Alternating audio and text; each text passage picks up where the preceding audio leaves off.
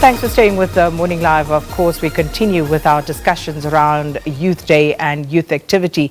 And young artists will get to learn about protecting their intellectual property and also managing their tax affairs at this year's Youth Expressions Festival. It's taking place at the South African State Theatre in Pretoria, and it's a 2-week-long event and will also feature 14 exciting works which include different art forms such as dance, drama, music, and of course visual art. The festival is meant to empower young people while also remembering the essence of Youth Month. And to tell us more about it, we're joined now by Thabiso Qwabe, who's the curator of the festival, and Bongani Masango as a writer and director whose theatrical production will be showcased at the event. Thanks so much for coming. Now, Thabiso, the festival now in its 11th year, it's been going from strength to strength. What do you think is the secret to that success? I think the secret is the youth themselves. They always have work to do.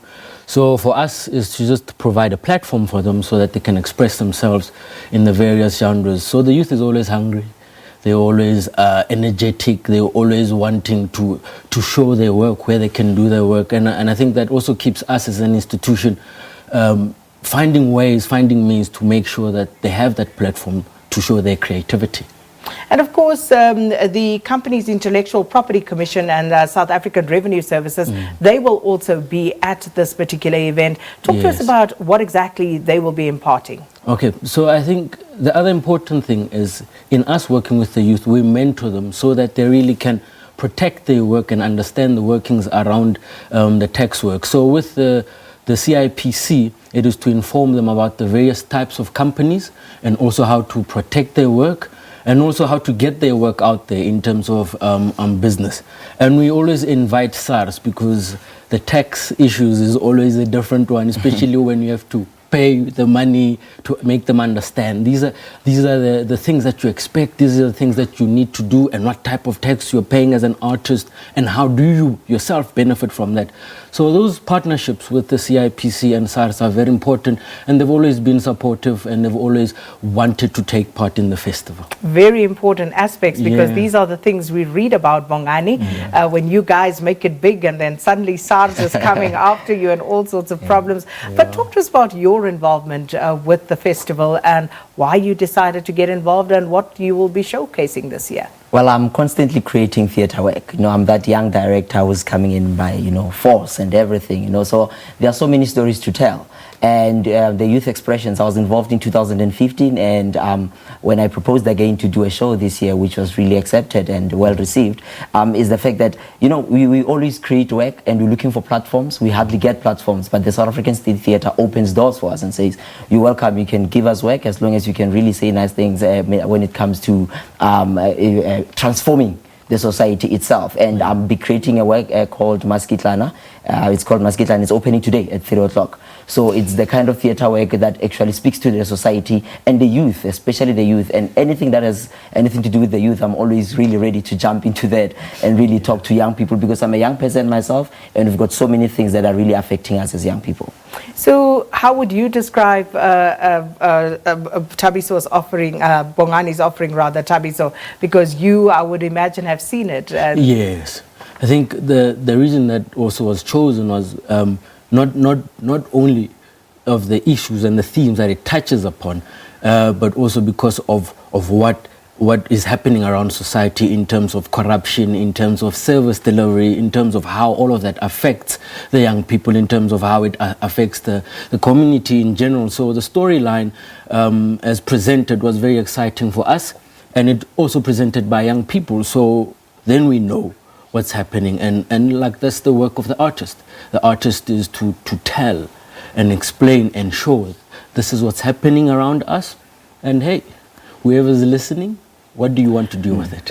and Bongani, this isn't your first rodeo, so looking at the exposure that a platform like this actually presents, how has it helped you previously?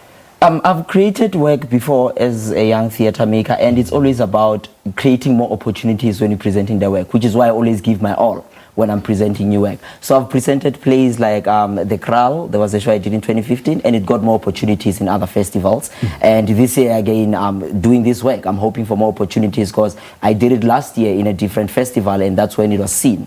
So yeah, these are the platforms whereby when you are really exercising your work and you grow it, people get to see it, and it keeps growing each and every time. So it's a great platform because, I mean, at the end of the day, in as much as I'm creating work, it also creates opportunities for young actors to be seen out there. Yes. I mean, there are young actors who are involved in the production. Some of them is their first production.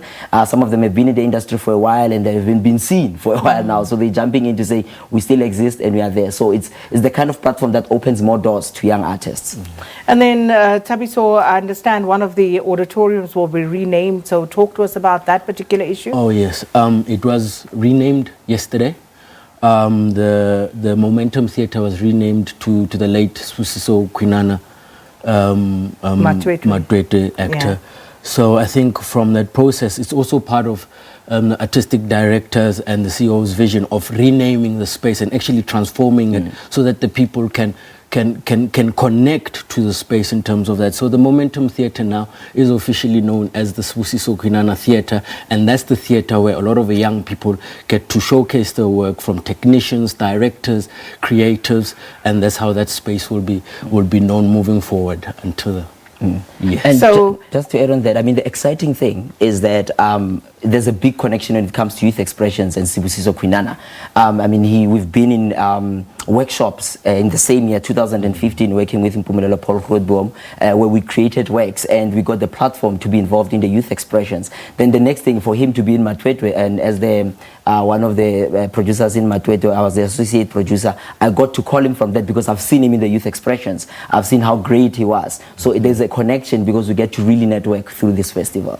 So finally, how do people get involved? People watching right now, they're thinking, this is fantastic, I want to get involved. What do they do?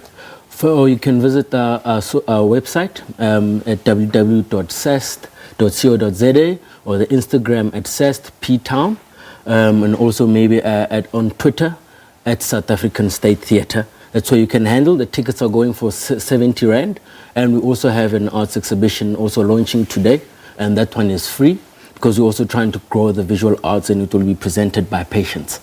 So, well, yeah.